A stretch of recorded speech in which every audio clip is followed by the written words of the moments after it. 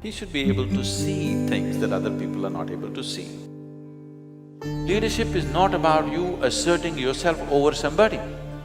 It is about being able to harness everybody's aspirations and make it happen. What difference can you make in the world is no more in terms of charity. How innovative is your business? That's the business right now.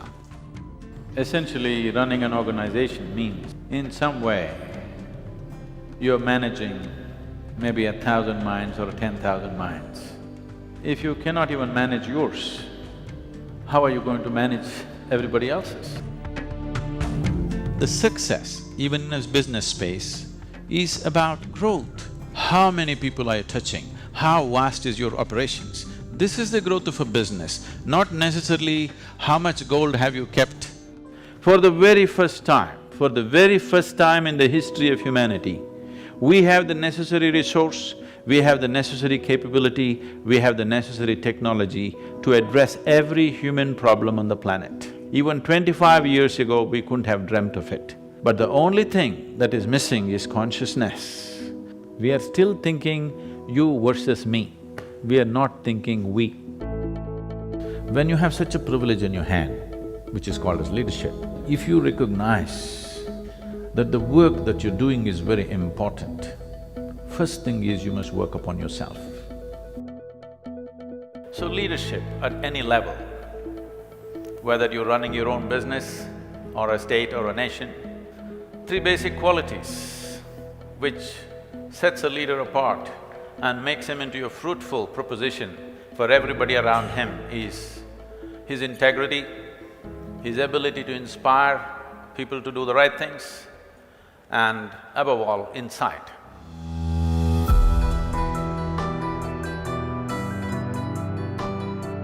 We have to understand that leadership today has to rise beyond national identities, because only then true democracy for humanity becomes a meaningful process. Changing the consciousness of the leadership shouldn't take a long time if you find access to them. The only global mechanism on the planet is economic mechanism. Politics, military, religion, all these things are split up. Economy is one thing which bridges across all divides. Only an economic leader can cross boundaries and go where he wants.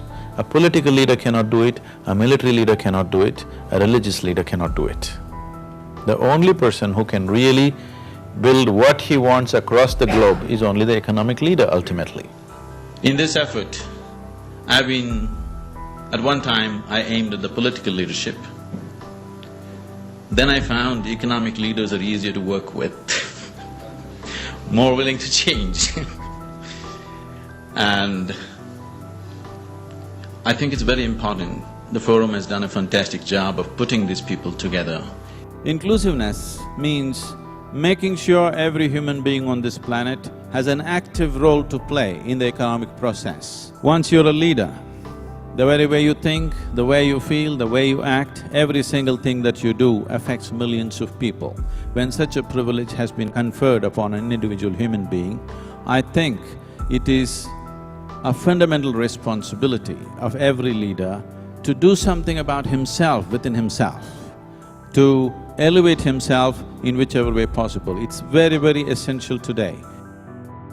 In all these years of life, how many of you have passed through one 24-hour stretch, that is one single day, absolutely joyfully, without a single moment of irritation, agitation, pain, frustration?